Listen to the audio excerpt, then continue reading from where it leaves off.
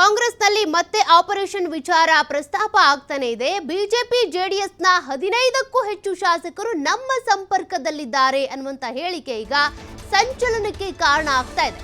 ಜಮೀರ್ ಅಹಮದ್ ಅವರ ಹೇಳಿಕೆ ಇದು. ಜೆಡಿಎಸ್ನ 15ಕ್ಕೂ ಹೆಚ್ಚು ಶಾಸಕರು ನಮ್ಮ ಸಂಪರ್ಕದಲ್ಲಿದ್ದಾರೆ ಅನ್ನುವಂತ ಹೇಳಿಕೆ.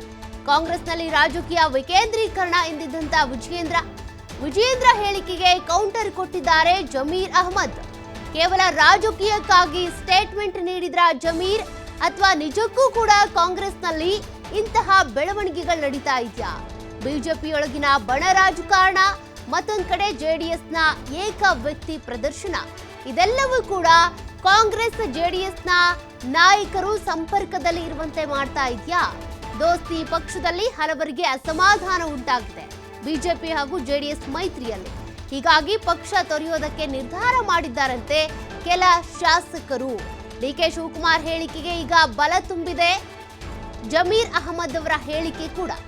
ಡಿಕೆ ಶಿವಕುಮಾರ್ ಅವರು ಕೂಡ ಇತ್ತೀಚೆಗೆ ಹೇಳ್ತಾ ಇದ್ರು, ಓಪನ್ ಸ್ಟೇಟ್ಮೆಂಟ್ ಕೊಟ್ಟಿದ್ರು, ಯಾರು ಬೇಕಿದ್ರು ನಮ್ಮ ಪಕ್ಷಕ್ಕೆ ಬರಬಹುದು ಅಂತ.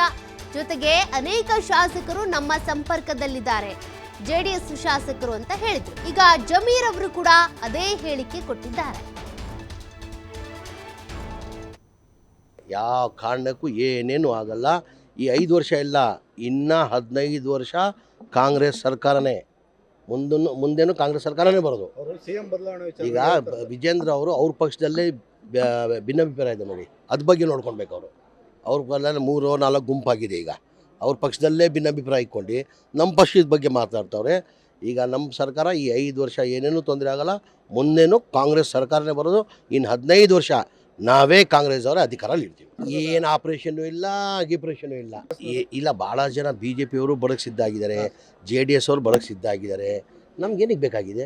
ನಾವು ಇದ್ದಾರೆ, ಭಾಳ ಜನ ಇದ್ದಾರೆ, ಭಾಳ ಜನ. ನನ್ನ ಕನಿಷ್ಠ ನನ್ನ ಅನಿಸಿಕೆ BJP ಅವರು 7-8 ಜನ ಇದ್ದಾರೆ, JDS ಅವರು 12-13 ಜನ ಇದ್ದಾರೆ, 12-13 ಜನ JDS ಅವರು ಇದ್ದಾರೆ. ಈಗ ನಾವು 140 ಇದ್ದೀವಿ. ನಮ್ಗೆ ಬೇಕಾಗಿಲ್ಲ. ಇಲ್ಲ, ಗೇಮ್ ಆಡೋಕ್ಕೆ ಅವ್ರ ಪ್ರಶ್ನೆನೇ ಬರಲ್ಲ. ಯಾವ ಕಾರಣಕ್ಕೂ ಏನೇನು ಆಗಲ್ಲ.